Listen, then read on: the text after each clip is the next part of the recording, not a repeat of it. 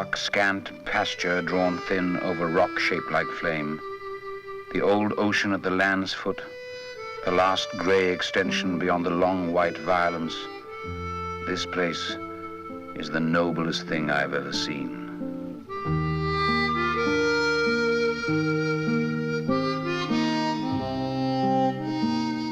The noblest thing I've ever seen. This is how the American poet Robinson Jefferson felt and wrote about this primitive, angry, beautiful part of the world called the Big Sur. Jefferson too was primitive, angry, beautiful. And there is more than truth in those few lines he wrote more than 25 years ago. There is a plea and a promise and a terrible irony. For he called his poem The Place for No Story, even as he watched the Big Sur become a place of many stories. Jeffers was one of the first of many artists, poets, writers to discover the Big Sur, the wilderness of forest, rock, and water on the coast of central California, the Big Sur, the Big South.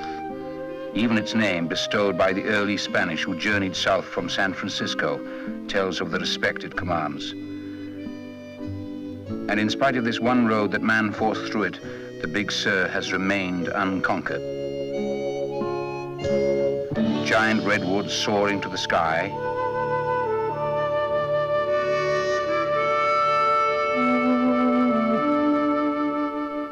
steep cliffs and cascading waters.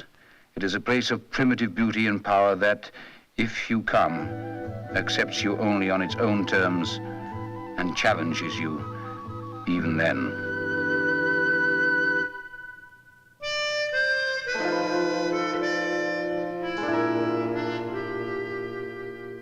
And so they came, the artists and writers, the sculptors and composers, the ones who knew that a spot of American earth remained that was still wild and untamed.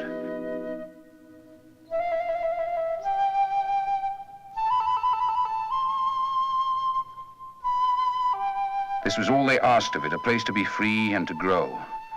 And this is all it gave. Wind, rain, sun, silence, and a place to be free and to grow.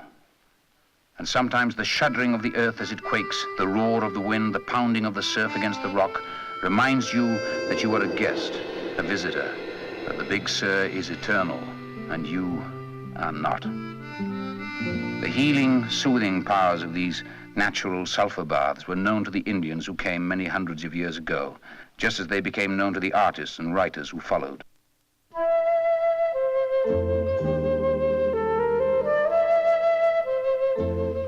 And they came.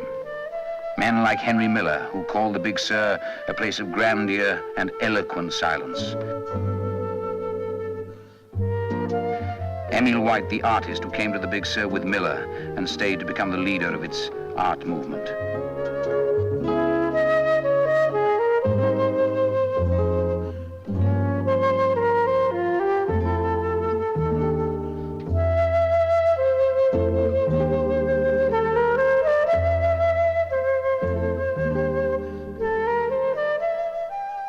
Photographer Walter Chappell, his designer wife Nancy,